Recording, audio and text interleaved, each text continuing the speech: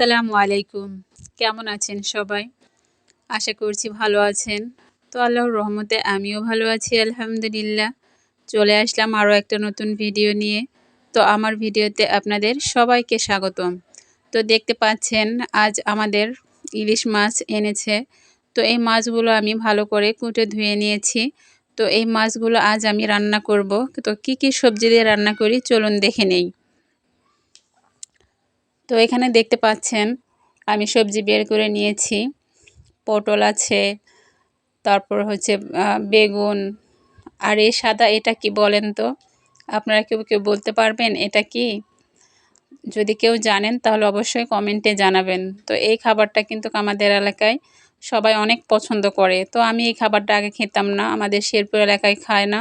তো এই জয়পুরহাটে এসে আমি খাওয়া শিখেছি। তো এদিক দিয়ে আবার রেখেছি কচুর বই। তো এই আমাদের এই গ্রামের আঞ্চলিক ভাষায় বলে কচুর বই। তো আমাদের এলাকাতে কিন্তু এটাকে কচুরমুখী বলে।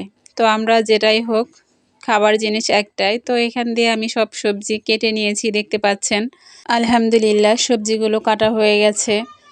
এখান দিয়ে দিয়েছি আমি বেগুন, তারপর পটল, আর ওই সাদাটা দেখালাম আপনাদেরকে সেটা।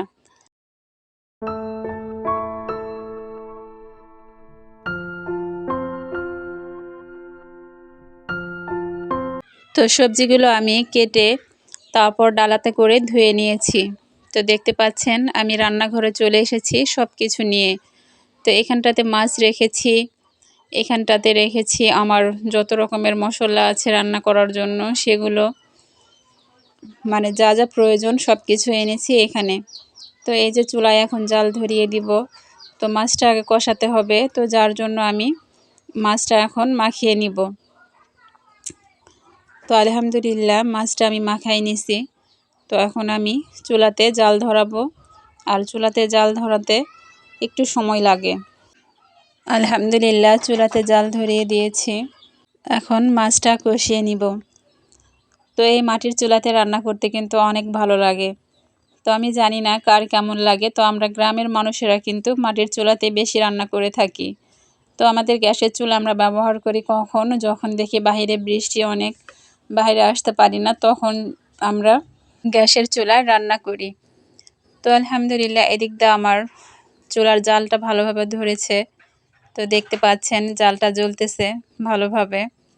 মাছটা প্রায় কষানো শেষ হয়ে গেছে শেষের দিকে। তো আমি মাছটা এখন উঠিয়ে রাখবো। তো মাছটা উঠিয়ে রাখছি। এখন আমি সবজিগুলো কেটে রেখেছিলাম সেগুলো বসিয়ে দিয়েছি।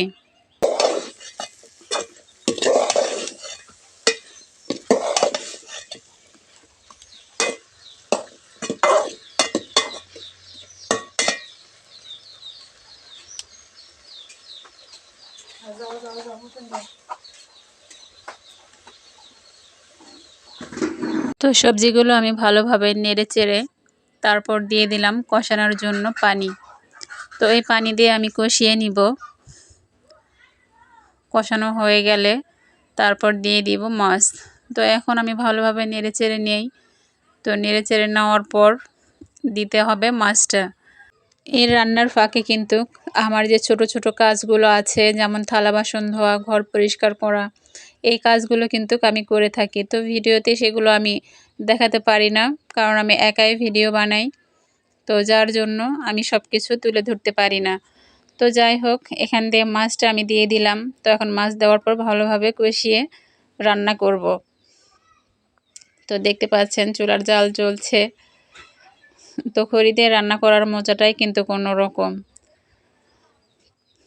আলহামদুলিল্লাহ এদিক দিয়ে আমার রান্নাটা শেষ হয়ে গেছে দেখতে পাচ্ছেন তরকারিটা। তো আমি ভাতটা বসিয়ে দিলাম। তো যাই হোক এভাবে আমার ভাতটা হয়ে যাবে। ওইখান দিয়ে আমার আপাও জাল ধরাই দিছে। তো আমরা দুই পরিবার তো একসাথে রান্না করি, হয়তো কারো একটু আগে হয় বা কারো একটু পরে হয়। তো আপনাদের কাছে আমার ভিডিও দেখে কেমন লাগলো অবশ্যই আপনারা আপনাদের মূল্যবান মতামত কমেন্টে জানাবেন। আর সবাই ভালো থাকবেন, সুস্থ থাকবেন, নিজের প্রতি খেয়াল রাখবেন। দেখা হবে আগামী ভিডিওতে। আসসালামু আলাইকুম।